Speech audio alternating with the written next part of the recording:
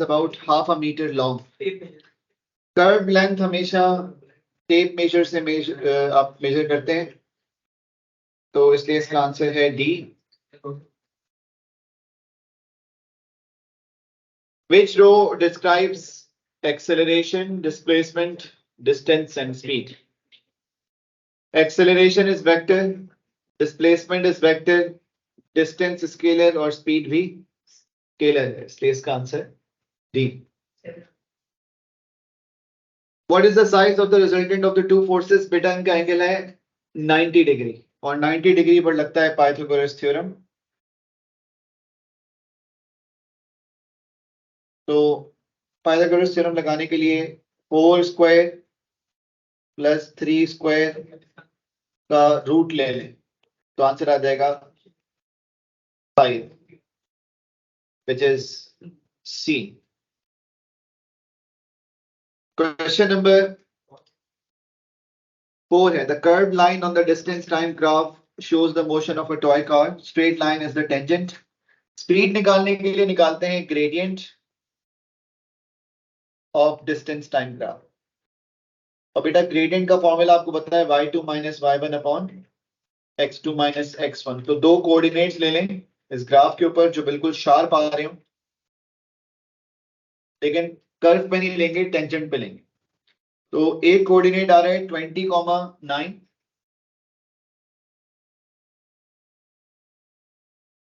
और दूसरा कोऑर्डिनेट आ रहा है बेटा 0,3. राइज कितना है और रन कितना है?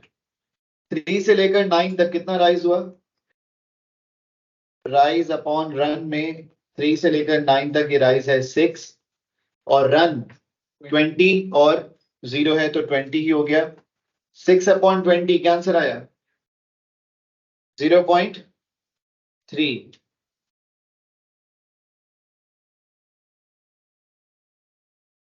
Question number 5. The diagram show 4 balances W, X, Y and Z. W है स्प्रिंग बैलेंस, क्या मेजर करता है? फोर्स मेजर करता है. टॉप पैन बैलेंस मास मेजर करता है. लीवर आर्म बैलेंस क्या मेजर करेगा? मास मेजर कर सकता है, बैलेंस है. 2 टॉप पैन बैलेंस. अब आप बताएं which balances also measure mass correctly when used on the moon. जहां पर मोमेंट्स की बात होगी, कहां मोमेंट्स की बात हो रही है? Y और Z में, ठीक है. जहां मोमेंट्स की बात होगी, देखिए मोमेंट्स का ताल्लुक जो है वो अब आपको पता है F1 T1 is equal to F2 D2. F होता है फोर्स which is mg, तो mg D1 is equal to mg D2, मतलब m1g D1 और ये हो गया m2g D2. बेटा कैंसिल हो जाएगा. तो चाहे आप इससे मून पर मेजर करें या अर्थ पर मेजर करें, ये सब आपको सेम आंसर्स देंगे क्योंकि ये मोमेंट्स पर बेस कर रहे हैं.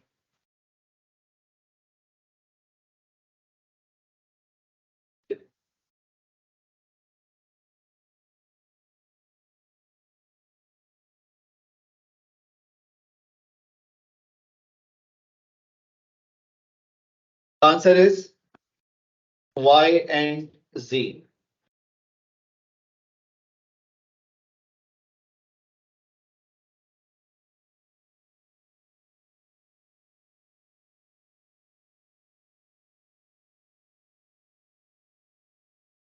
अच्छा, अब इसमें देखें वो आयशा, W क्या चीज लिखा हुआ है? स्प्रिंग बैलेंस मेजर करता है फोर्स.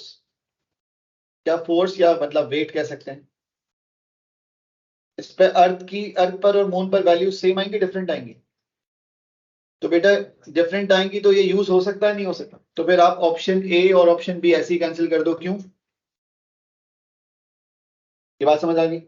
अच्छा, अब हमने लिखा हुआ है यहाँ पर the scales of all the balances are calibrated on the earth to measure mass. Which balance also measure mass correctly when used on the moon. तो जिसको दोनों जगह पर सेम वैल्यूज बतानी चाहिए वो कौन से है? एक्स एंड वाई या वाई एंड जेड? वाई और जेड दोनों में फिनोमेना कौन सा है? टर्निंग इफेक्ट्स का है, तो वो जो, क्योंकि मैंने आपको बताया जो कैंसिल हो रही है वैल्यू, वो जी की वैल्यू कैंसिल हो रही है, और जी की वैल्यू मतलब ये है कि इस पर डिपेंडेंट ही नहीं है, चाहे वो अर्थ की बात हो या मून पर बात हो। तो इस हिसाब से देखा जाए तो ऑप्शन डी हमारे पास यूज हो सकता है, ऑप्शन सी यूज नहीं हो सकता। X and Y different phenomena पर काम कर रहे हैं, एक जैसे फिनोमेना पे काम नहीं कर रहे। Question number 6, spacecraft carries a probe to Mars where the gravitational field strength is 3.7. The weight of the probe is 370 Newton. Gravitational field strength on Earth is 9.8 Newton per kg. What are the mass and the weight of the probe on Earth? बेटा W का formula क्या होता है? तो M को subject बना सकते हैं, W अपॉन W कितना दिया हुआ है इसका, और G कितना है बेटा मार्स पर 3.7, मार्स की बात हो रही है, तो कितना आया मास। अब जो मास है ना 100 kg जो मार्स के ऊपर है, वो अर्थ पर भी सेम होगा, इसका मतलब है ऑप्शन या तो हमारा ए है या बी है। अर्थ पर वेट का फॉर्मूला mg में g की वैल्यू हम यूज करेंगे कितनी बेटा, तो 100 इंटू 9.81, तो क्या है आंसर, तो इसका मतलब इस हिसाब से हमारा ऑप्शन है B. Clear. Next question, student determines the density of a liquid, which equipment does the student use. Liquid की डेंसिटी के लिए क्या यूज होता है, बीकर और रूलर यूज होता है, नहीं यूज होता, बैलेंस और मेजरिंग सिलेंडर। अच्छा इसमें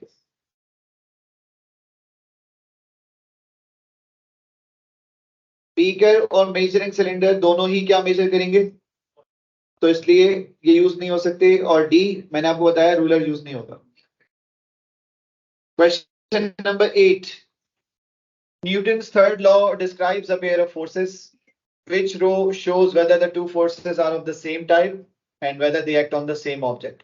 Type of forces same होनी चाहिए different, और the objects on which they act दो अलग objects होने चाहिए, same और same type of force लेकिन two different objects। हमने पढ़ा था force applied by object A on B and force applied by object B on A। तो कितने ऑब्जेक्ट्स हो गए, ए बी बी ए, मतलब ये दो डिफरेंट ऑब्जेक्ट्स हैं, लेकिन type of force should be same, which means कि अगर वेट है तो दोनों के लिए वेट होगी, अगर टेंशन है तो दोनों पे टेंशन की बात होगी, किसी और टाइप की फोर्स की बात नहीं होनी चाहिए। Question number 9, the stopping distance of a car is the sum of thinking distance and the braking distance. Which factors affect the braking distance? Speed of the car braking distance पे affect होता है नहीं होता, जितना ज्यादा break speed उतना ज्यादा braking distance. Tiredness of driver, इसका इफेक्ट ब्रेकिंग डिस्टेंस पे होता है या थिंकिंग डिस्टेंस पे होता है। Condition of the road affect करती है नहीं करती है, कोर्स अगर रोड जैसे कि वेट रोड है तो ले जाओ बेटा, 4 ले जाओ। तो क्या है आंसर इसका, स्पीड अफेक्ट करती है, बिल्कुल करती है। टायर्डनेस अफेक्ट नहीं करती, इसका इफेक्ट आता है थिंकिंग डिस्टेंस के ऊपर, और रोड कंडीशन अफेक्ट करती है, तो इसलिए इस हिसाब से इसका आंसर है सी।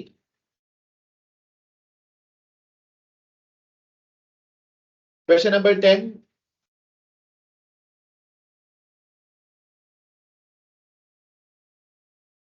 load extension graph for a spring is shown. Which point is the limit of proportionality for the spring and what is the spring constant equal to? Limit of proportionality straight line का आखिरी point होगा, कभी भी limit of proportionality curve पे नहीं हो सकती। तो लिमिट ऑफ प्रोपोर्शनैलिटी P है, Q है या R है, Q है, ठीक है, स्ट्रेट लाइन का आखिरी पॉइंट। फिर आप लोगों को याद है Hooke's law, F is equal to KE और इसमें के था स्प्रिंग कांस्टेंट, और मैंने इसको सब्जेक्ट बनवाया था नोट्स में, F K is equal to F upon E, मतलब force upon extension, load upon extension. तो लोड अपॉन एक्सटेंशन इस ग्राफ का क्या है? ग्रेडियंट है ना, ग्रेडियंट ऑफ पी क्यू या gradient of Q R? P Q, straight line का ग्रेडियंट। तो इसका आंसर है 10 का ए। A uniform beam is pivoted at its midpoint. An object weighing 40 Newton is placed on the beam 20 centimeter to the left of the pivot as shown. Which force and position balances the system? अब पहले तो मुझे बताएं कि ये जो 40 Newton और 20 centimetre कितना हुआ, ये 40 इंटू 20, ये 800 न्यूटन सेंटीमीटर का एंटी क्लॉकवाइज मोमेंट है। कौन सा मोमेंट है?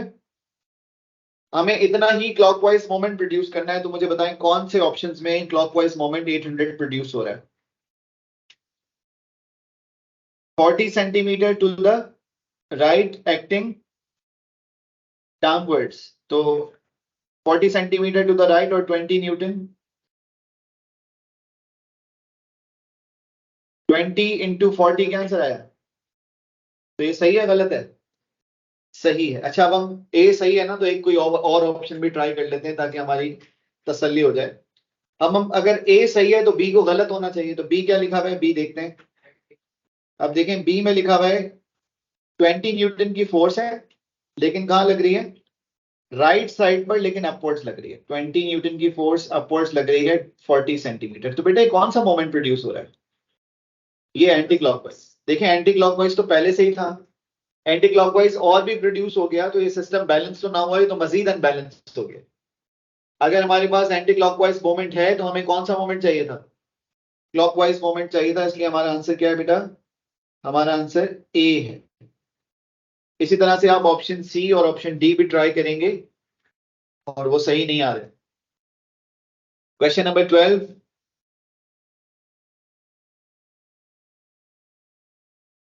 a worker pulls a rope with a force P through a distance D in the direction of the force as shown. This causes the block of weight W to move vertically upwards through a height H. How much is work done by the worker? Work done बराबर किसके होता है? Force into distance covered in the direction of force। ठीक है, तो कौन सी force और कौन सा distance in the direction of force है? फोर्स P लिखा हुआ है, किसने अप्लाई किए? वर्कर ने। और उस डायरेक्शन में डिस्टेंस कौन सा है, H है या D है? तो ये होना चाहिए P मल्टीप्लाइड बाय D। अगर हम A देखें तो A में लिखा हुआ है P मल्टीप्लाइड बाय H, ये P है ये H है, क्या ये सेम डायरेक्शन है? वर्क डन के लिए हमेशा फोर्स को मल्टीप्लाई करेंगे उस डिस्टेंस से जो फोर्स की डायरेक्शन में होगा। तो फोर्स की डायरेक्शन में जो डिस्टेंस है P की डायरेक्शन में, वो D है। इसी तरह से अगर वो पूछते हैं कि work done by the gravitational force, तो ये हो जाता है WH, लेकिन उसका कोई ऑप्शन ही नहीं है यहाँ। A battery is connected into a circuit to light lamp. What is the energy stored in the battery? Battery में कौन सी एनर्जी होती है? केमिकल पोटेंशियल एनर्जी बैटरी के अंदर होती है। Question number 14, what is property of both liquids and gases? Liquid और gases दोनों क्या कर सकते हैं? फ्लो कर सकते हैं। बाकी पॉइंट देखें, they always fill their containers. कौन फिल करता है? गैस करती है, लिक्विड और सॉलिड कंटेनर फिल नहीं कर सकते। They are incompressible. कौन? सॉलिड और लिक्विड इनकम्प्रेसिबल हैं, गैसेस तो कंप्रेसिबल होती हैं। डी क्या लिखा है? They have particles in fixed position. कौन होता है? ये सॉलिड होता है, ये लिक्विड्स और गैसेस नहीं। Question number 15, in an experiment the volume of gas in cylinder is measured as the pressure of the gas is increased. What is the possible explanation for these results? बेटा pressure आप देख रहे हैं क्या हो रहा है, 1 से कितना हो गया, 2, डबल हो गया। तो वॉल्यूम कितना हो गया, हाफ हो गया। तो क्या रिलेशन है इनका? प्रेशर और वॉल्यूम का आपस में क्या रिलेशन है? इनवर्सली प्रोपोर्शनल है। तो what is the possible explanation for these results? After the pressure is doubled, gas starts leaking into the cylinder. After the pressure is doubled, the gas starts leaking out of the cylinder. The temperature of the gas is constant. The temperature of the gas is increasing. तो volume के साथ आप देखें pressure अगर हम double कर रहे हैं तो वॉल्यूम क्या हो रहा है? आगे भी देखते हैं कि यही ट्रेंड फॉलो हो रहा है नहीं हो रहा. वॉल्यूम अगर प्रेशर 3 टाइम्स इंक्रीज हुआ है तो वॉल्यूम 3 टाइम डिक्रीज हो रहा है नहीं हो रहा? हो रहा नहीं हो रहा? क्या 3 टाइम्स डिक्रीज हुआ है ये? 20 से अगर 3 टाइम्स डिक्रीज हुआ होता तो कितना होता? ये 5 हो चुका होता है, 6 ना होता. तो क्या ये बॉयल्स लॉ फॉलो कर रहा है? नहीं फॉलो कर रहा, तो इसका मतलब है इसका टेम्परेचर कांस्टेंट नहीं है. तो फिर क्या हो सकता है पॉसिबल एक्सप्लेनेशन? इसका मतलब है तो जब the gas starts leaking out of the cylinder, जिससे हो क्या रहा है? प्रेशर आप बढ़ाते जा रहे हैं तो गैस स्केप करती जा रही है. जितना ज्यादा प्रेशर अप्लाई कर रहे हैं गैस उतना ज्यादा सिलेंडर से बाहर निकलती जा रही है. जब अगर बॉयल्स लॉ ओबे हो रहा होता तो दो बातें होती.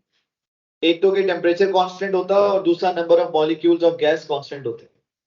लेकिन टेम्परेचर कांस्टेंट नहीं है, वो हमें पता चल रहा है क्योंकि यहाँ पर वॉल्यूम उस हिसाब से चेंज नहीं हो रहा. प्रेशर को 3 टाइम्स इंक्रीज करने से वॉल्यूम 3 टाइम्स डिक्रीज नहीं हो रहा, उससे ज्यादा है. Question number 16. The diagram show examples of thermal expansion, expansion of liquid in thermometer, expansion of a tight lid on a glass container, expansion of the long metal beam supporting a roof. In which diagram is the thermal expansion useful? सबसे ज्यादा useful या इनमें से किसमें useful है? क्या P में useful है या नहीं है? क्या Q में useful है? और अगर हम पार्ट R की बात करें, अगर मेटल रूफ एक्सपेंड करती जा रही है तो इससे हमें फायदा है नुकसान है? क्या नुकसान है?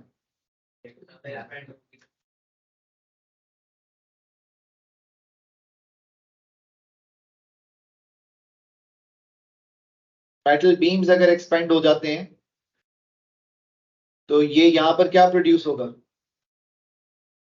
क्रैक्स प्रोड्यूस हो सकते हैं यहां पर.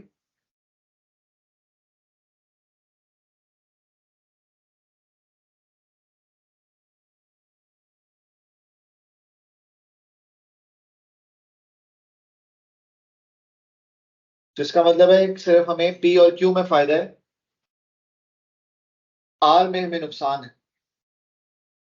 Which statement about copper explains why it is a better thermal conductor than glass? Copper क्या है?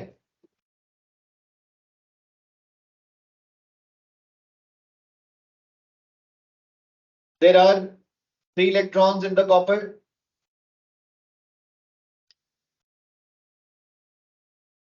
जो जितना अच्छा कंडक्टर होता है उसके पास उतने ज्यादा 3 इलेक्ट्रॉन्स होते हैं. और ए में क्या लिखा हुआ है?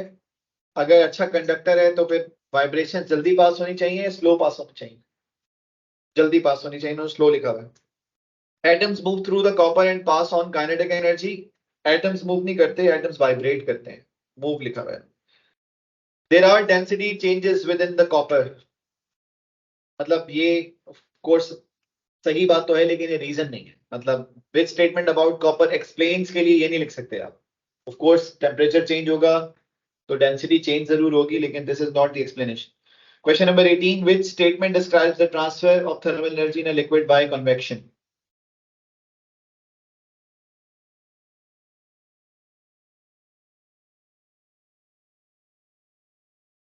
वार्म वाटर की डेंसिटी बढ़ती है कम होती है? कम होती है तो वो क्या करता है? राइज करता है. कहां लिखा हुआ है? Decrease in its density causes the heated liquid to rise. बाकी में क्या लिखा हुआ है? Free electrons carry energy large distance through the liquid. Liquid में इलेक्ट्रॉन्स की मूवमेंट के बारे में बात नहीं करते. लिक्विड में तो पूरा का पूरा मैटर मूव करता है, पूरे एटम्स मूव करते हैं. Infrared radiation passes through the liquid and transfers energy. Is this the explanation of convection? Convection नहीं है, रेडिएशन की बात हो रही है, infrared radiation. Particles of the liquid vibrate, particles of liquid vibrate नहीं करते, फ्लो करते हैं लिक्विड के पार्टिकल्स, ठीक है। Which characteristics describe the image formed by vertical plane mirror? Plane mirror में जो इमेज होता है वो वर्चुअल होता है या नहीं होता? क्या वो अपराइट होता है या नहीं होता? तो वर्चुअल एंड अपराइट, ठीक है। ऑप्शन ए में क्या गलत लिखा हुआ है? ना रियल ना अपसाइड डाउन। आप अपना इमेज जब देखते हैं मिरर में तो वो अपसाइड डाउन होता है या बिल्कुल अपराइट होता है, सामने सर के सामने सर, ठीक है, सर के सामने पैर तो नजर नहीं आ रहे होते आप। Real and larger than the object, आपको आपका इमेज लार्जर नजर आ रहा होता है? नहीं। Smaller than the object? नहीं, सेम साइज होता है, ठीक है। क्वेश्चन नंबर 20, सबसे पहले तो इसमें बनाए नॉर्मल। क्या बना लें? हमेशा एंगल मेजर होता है नॉर्मल के साथ, तो ये जो एंगल है बेटा ये कितना है? 90 माइनस 35 कितना होता है? तो ये है 55, और नीचे एंगल कितना है? तो हम यूज कौन से एंगल करेंगे, 35 60 या 55 30? रिफ्रैक्टिव इंडेक्स का फॉर्मूला होता है n is equal to sine fast upon sine slow.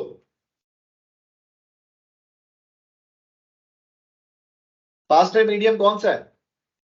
Air. कितना एंगल है उधर? डिवाइडेड बाय, मैंने sine I upon sine R इसलिए नहीं लिखा क्योंकि कभी कभार वो लाइट रे दे देते हैं ग्लास टू एयर, और उसमें बच्चे यूज कर लेते हैं साइन 30 अपॉन साइन 55, और उससे रिफ्रैक्टिव इंडेक्स की वैल्यू 1 से छोटी आ जाती है। रिफ्रैक्टिव इंडेक्स 1 से कभी भी छोटा, इसलिए मैं इसको sine I upon sine R नहीं पढ़ाता, मैं इसको कहता हूं sine fast upon sine slow कहें, या फिर आप कहें साइन बड़ा वाला एंगल डिवाइडेड बाय साइन छोटा वाला एंगल, ठीक है। कैलकुलेशंस के लिए, ऑफ कोर्स लिखने के लिए किसी जगह पर नहीं, लेकिन अपने दिमाग में रखने के लिए कि जब हम फॉर्मूला यूज कर रहे हैं तो हमेशा हम न्यूमरेटर में बड़ा एंगल यूज करेंगे और डिनोमिनेटर में छोटा एंगल यूज करेंगे, और हमारा आंसर कभी भी 1 से छोटा नहीं आना चाहिए। रिफ्रैक्टिव इंडेक्स कभी भी 1 से कम नहीं होता, तो इसलिए इसका आंसर ये तो बिल्कुल भी नहीं है। क्या आंसर है इसका?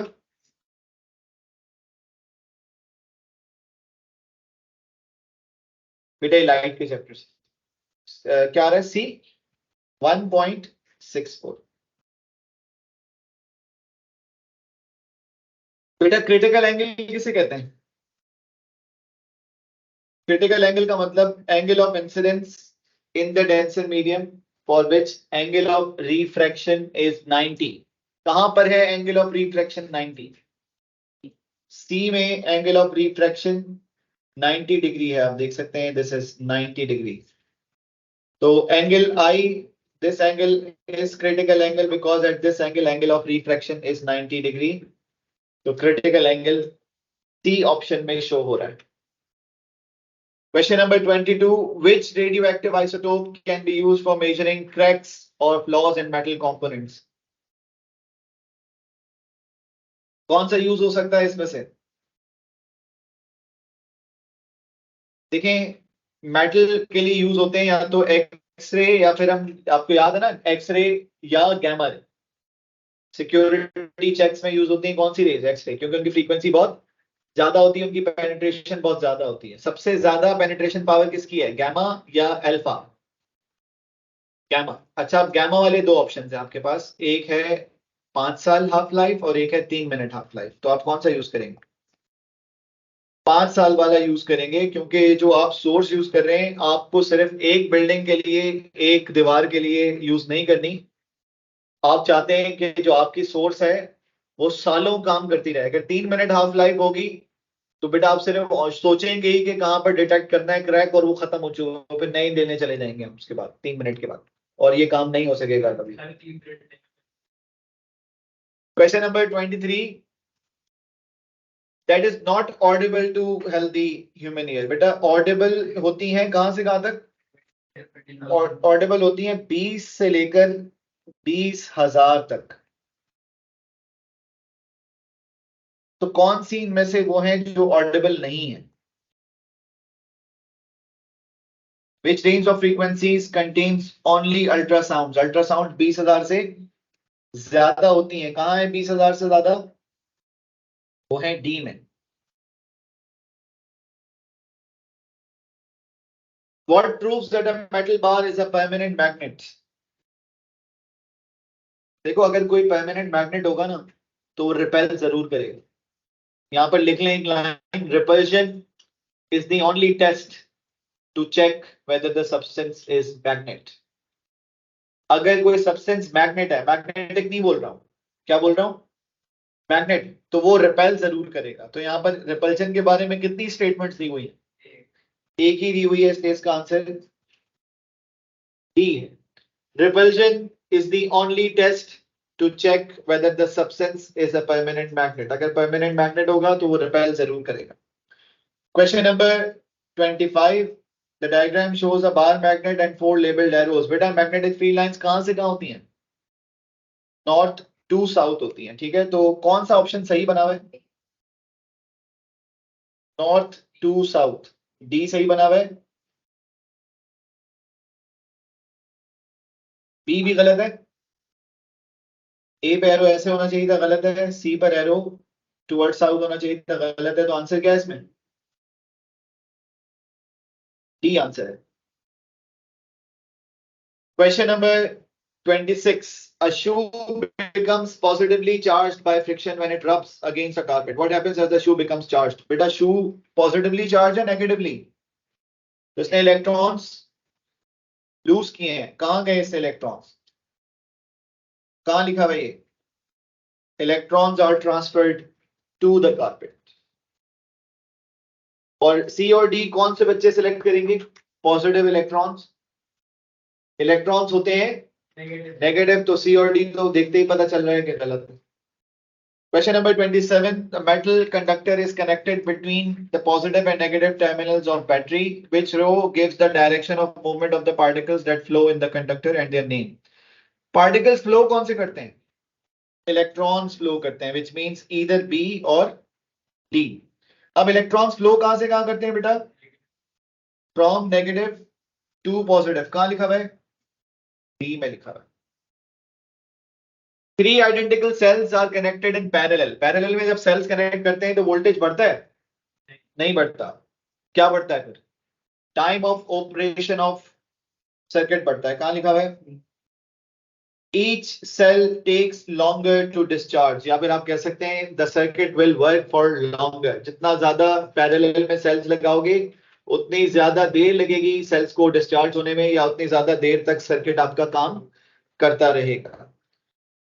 Question number 29. A student has three 15 ohm resistors. She connects the resistors together in different arrangements. What is the minimum resistance and what is the maximum resistance of the arrangement? तो 15 ohms के 3 resistors अगर maximum की बात हो तो कहां कैसे लगाएंगे? Series parallel. तो वो हो जाएगा कितना? तो इसका मतलब है या तो ऑप्शन बी या फिर ऑप्शन डी. अब मुझे बताएं कि मिनिमम रेजिस्टेंस क्या होगी इसकी? 15 ही होगी? 5 होगी. तो इसलिए इसका आंसर है बी. और इसको यूं भी कर सकते हैं आप लोग कि 1/15 प्लस 1/15 प्लस 1/15, क्योंकि रेजिस्टेंस कम करने के लिए हम उनको पैरेलल में कनेक्ट करते हैं. 1/15 प्लस 1/15 प्लस 1/15 कितना हो गया? 3/15. 3/15 होता है 1/5. रेसिप्रोकेट करेंगे तो 5 आंसर आ जाएगा. Question number 30. The circuit diagram shows a variable resistor R connected in parallel to the lower section of a potential divider. The resistance of R increases. R की resistance क्या कर दी इन्होंने? बढ़ा दी. बेटा अगर ये resistance बढ़ेगी ना तो ये V2 बढ़ जाएगा. और अगर V2 बढ़ा तो V1 कम हो जाएगा, क्योंकि बेटा टोटल सर्किट का जो वोल्टेज है ना वो कांस्टेंट है. अगर एक वोल्टेज बढ़ेगा तो दूसरा वोल्टेज कम हो जाएगा. तो what happens to the 2 voltmeter readings V1 and V2? अगर मैं R बढ़ा रहा हूं तो R कनेक्टेड किसके साथ है? V2 के साथ है. R V2 के साथ है. R की रेजिस्टेंस बढ़ेगी तो V2 बढ़ जाएगा, और V2 के बढ़ने की वजह से V1 कम हो जाएगा. तो कहां लिखा हुआ है ये? 30 का आंसर है बी.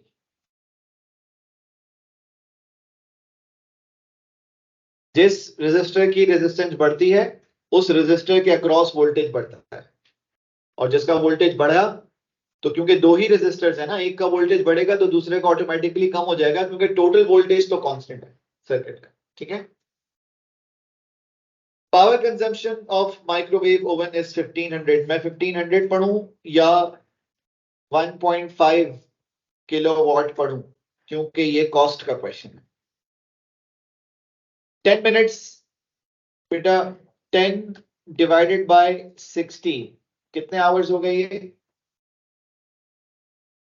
0.16 आवर्स। सही है, मैंने मिनट्स को आवर्स में कन्वर्ट कर दिया। एनर्जी का फॉर्मूला बताएं, पावर इनटू, तो 1.5 मल्टीप्लाइड बाय 0.167 क्या आंसर आया? 0.0, ये आया किलो वॉट आवर। सही है। मुझे 1 किलोवाट आवर के पैसे क्या देने, तो आप क्या करें, 0.250 को 24 सेंट से मल्टीप्लाई करते हैं। 24 मल्टीप्लाइड बाय 0.250, तो हमें पे करने हैं बेटा कितने, 6 सेंट्स। आप लोगों को याद है हमने इलेक्ट्रिकल प्रैक्टिकल इलेक्ट्रिसिटी में हमने इसके कॉस्ट के क्वेश्चंस किए थे। हमने निकालनी होती है पहले एनर्जी, फिर एनर्जी से हम कॉस्ट के थ्रू निकाल सकते हैं कि कितनी कॉस्ट। हमने यूज की है 0.250 किलोवाट आवर एनर्जी। 1 किलोवाट आवर 24 सेंट्स का है, हमने 0.250 यूज किया है, तो 0.250 multiplied by 24 is 6 cents. Question number 32, a coil of wire above a magnet is dropped. As the coil falls over the magnet, an EMF is induced across the coil. What does not affect the magnitude of the EMF induced across the coil? Number of turns affect करते हैं नहीं करते? तो ये सही है, मतलब हम इसको सिलेक्ट नहीं कर रहे, which means कि ये अफेक्ट करते हैं। This is not our answer. Changing the height from which the coil is dropped. अगर मैं हाइट बढ़ाऊंगा तो स्पीड बढ़ जाएगी, तो स्पीड बढ़ने से EMF इफेक्ट आता है, तो ये भी सही बात है, हमारा आंसर नहीं। Changing the direction of the magnet so that the north pole is at the bottom. इससे कोई फर्क पड़ेगा? इससे फर्क नहीं पड़ेगा कि नॉर्थ को साउथ की तरफ रख दें, साउथ को नॉर्थ। इससे मैग्नीट्यूड पे इफेक्ट नहीं पड़ता, डायरेक्शन पे इफेक्ट पड़ता है। तो क्या सी सही है? मतलब हमारा आंसर सी है। डी में क्या लिखा हुआ है? Changing the strength of the magnetic field. Of course जितने ज्यादा स्ट्रेंथ होगी मैग्नेटिक फील्ड की, उतना ज्यादा ईएमएफ इंड्यूस होगा। तो ये सही बात है। जो बात गलत लिखी हुई है यहां पर वो है option C, that's why answer is C. The results of the alpha particle scattering experiment give evidence for which? Nuclear fusion, radioactive decay, existence of isotopes, size of the nucleus. क्या बताया हमें साइज ऑफ न्यूक्लियस के बारे में? Nucleus का size बहुत छोटा है as compared to the size of atom. एक न्यूक्लियस जो है एटम का तकरीबन कितना, 8000 अल्फा पार्टिकल्स उसने इंसिडेंट किए थे, तो एक अल्फा पार्टिकल टकरा के वापस आ रहा, तो इतना ज्यादा छोटा है कि 8000 अल्फा पार्टिकल्स में से सिर्फ एक टकराता था न्यूक्लियस से, 7999 नहीं टकराते थे, आगे चले जाते। Then a nucleus of an isotope of cobalt is represented by the symbol 5927. What is the composition? बेटा इसमें 27 क्या है? तो इसका मतलब है या तो आंसर, अब नंबर ऑफ न्यूट्रॉन्स 59 तो होने से रहे, तो इसलिए इसका आंसर है ए। न्यूट्रॉन्स निकालने के लिए क्या करते हैं? 59 minus 27. The only stable isotope of gold has 79 protons and 118 neutrons in a nucleus. How many electrons? Protons और electrons बराबर होते हैं, तो इसलिए इसका आंसर आ गया 79। स्टेबल आइसोटोप है तो जितने प्रोटॉन्स हैं उतने ही इलेक्ट्रॉन्स भी होंगे। Sample of radioactive isotope with a very long half-life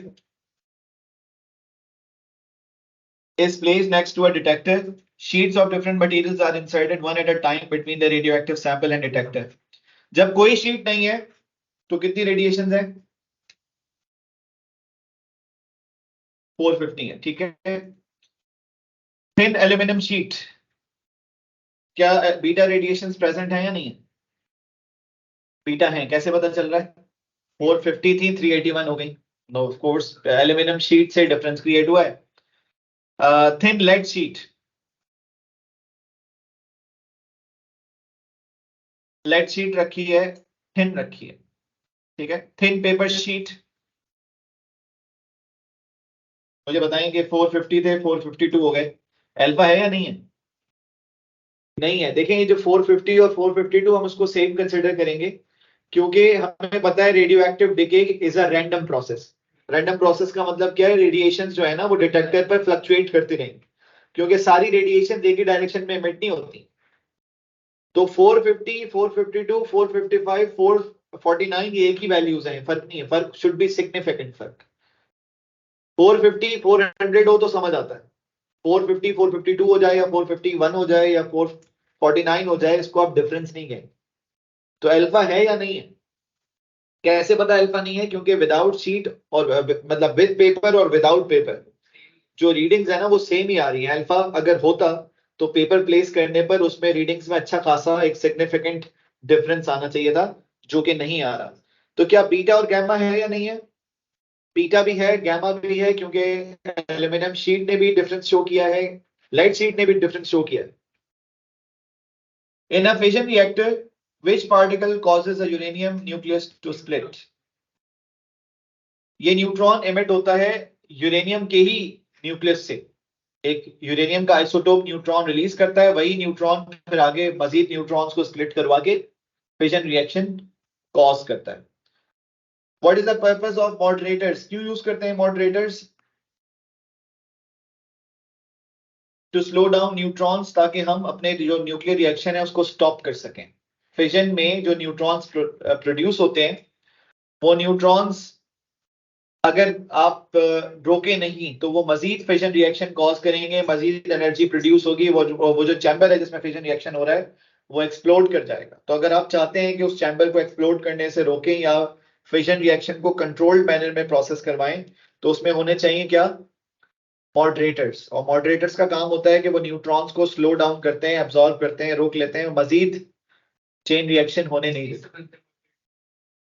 boron rods होती हैं या फिर हार्ड वाटर होता है H2O.